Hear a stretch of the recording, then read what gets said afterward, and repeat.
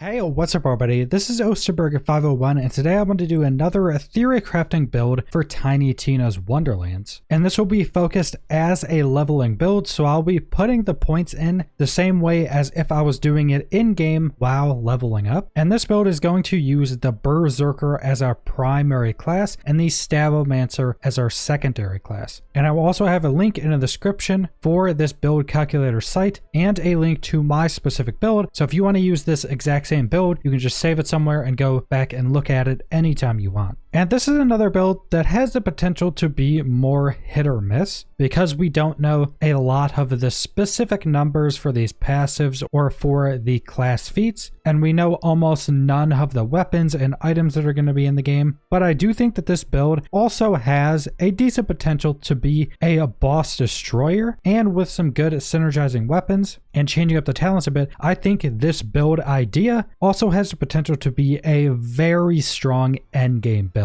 So starting off, we're only going to have the Brr-Zerker, and the class feat is Rage of the Ancients. Using an action skill causes the Fate Maker to become enraged, adding bonus frost damage to their attacks. Enraged duration will not deplete while an action skill is active, and ends if the Fate Maker enters Save Your Soul. Activating an action skill when already enraged restores a portion of the enrage timer. Now, something to note with the additional frost damage this is getting is that it is for any type of damage you're dealing. There are actually passives and different items in the game that specifically buff one type of damage in the game. Say some things will buff only action skill damage, so that would only be your class skills that get buffed, but this is to absolutely everything. Guns, spells, melee attacks, action skills, absolutely everything. So it makes this damage buff really strong. Now at the start, you can use either of the action skills for the Brr-Zerker. You can pretty much just use whichever one you want. Personally, I'm going to be going for Dreadwind, which is just a whirlwind or a blade storm. You spin around doing melee damage and getting increased movement speed and slow immunity for when this is active. So just a big AoE attack where you spin around, hitting everything and can't be slowed. Then you have Feral Surge, which you leap to a target dealing frost AoE damage, and if any boss enemies are below a certain total health percentage, it kills them. And if Feral Surge kills an enemy, its cooldown is reset. So you can use whichever one of these you want, and I'm going to use Dreadwind because spin to win. Then for our passives, we're first going into Ancestral Frost. Frost damage is increased, and we're putting 5 points into this. Now this is definitely a build that's going to want you using frost damage for whatever your main damage dealing item is going to be. Most likely this is going to be more focused as a gun build, so you'd probably want a gun with the frost element on it. But later on in the build, this is just going to be increasing pretty much all of our damage. Then we're going to be putting 3 points into Unyielding. A percentage of a missing health regenerates over time. While enraged, this effect is doubled. So this is just a heal over time. Now with this heal, it's a percentage of your missing health. So the lower you are, the more this is going to heal you. And the higher health you are, the slower it's going to heal you. So this will help you stay alive a lot of the time. And if you're constantly taking damage staying at low health, this is just going to be healing a lot. We're going to be putting 3 points into this. And then we're going to be putting 3 points into Icebreaker. The Fate Maker gains increased damage dealt to enemies that are slowed. The closer an enemy is to being frozen, the more damage is increased. Now this is essentially what frost damage does. The more you deal frost damage to an enemy, it builds up a slow, and that slow can then freeze that enemy. So this is going to synergize with our damage already. Then we're going to be putting 1 point into Unarmored Defense. A portion of the Fate Maker's ward is reserved and cannot be restored, but their maximum health is increased by a percentage of that reserved amount. Health can no longer be reserved. So essentially what this does is it takes away a portion of your ward, which is shielding in this game, and gives you an increase of your maximum health by a percentage of that reserved ward. So getting really high ward shields can be very good with this talent, and we just went over Unyielding, which heals us percentage of our missing health. So having more total health is going to increase this heal, and this will also synergize with some other parts of our build. Then we're going to be going into Blood of Frenzy, a kill skill. Restore a portion of your enraged timer and a percentage of your maximum health. So this is another thing that synergizes with having more health. So now every time we kill something, we get a percentage heal of our maximum health. Having more maximum health, we get a bigger heal. This also increases our enrage, which is going to help until we get later into the build. Then we're putting 5 points into Ancient Fury. Maximum health is increased and splash damage is increased, and we're putting 5 points into this. So for leveling up, you may not use this splash damage a lot depending on what weapons you're wanting to use and what we figure out is good, but you're also getting a maximum health increase that's going to synergize with a lot of the other stuff we just went over. Then we're putting 5 points into Iron Squall. Fire rate is increased, melee attack speed is increased, while enraged this effect is doubled. Now making this build with guns being your main damage type, so we're getting this for the fire rate. And this is something you could potentially not use depending on, say if we want to use like a sniper or single shot weapons, or maybe launchers or something, it might not be as good, but for leveling up, most likely you're going to be using a lot of machine guns most of the time. Then we have our capstone, Blood of the Fallen. It's a kill skill. The Fatemaker's remaining action skill cooldown is reduced by a percentage. If an action skill is currently active, its duration is extended instead. And this passive isn't for Dreadwind, and it's nice we're getting this right when we can unlock our secondary class, because our secondary class is going to cause a change in our action skill. And one of the biggest reasons to get Blood of the Fallen is to synergize with our new action skill, and our new action skill for the Stabbomancer is going to be from the shadows. The Fatemaker enters stealth, turning invisible. While in stealth, all damage dealt is automatically a critical hit, but critical hits deal reduced damage. So while in this action skill, we deal 25% less critical damage, but all damage is crits, lasts for 8 seconds, 36-second cooldown. Now, mixing this with our capstone passive and mixing this with our Brr-Zerker class feat, we now are going to be enraged when we're in from the shadows. So all attacks are going to be crits. We're now enraged, so all attacks are also dealing bonus frost damage. So it's adding frost damage on top of all of our attacks. And anything we kill is also going to extend the duration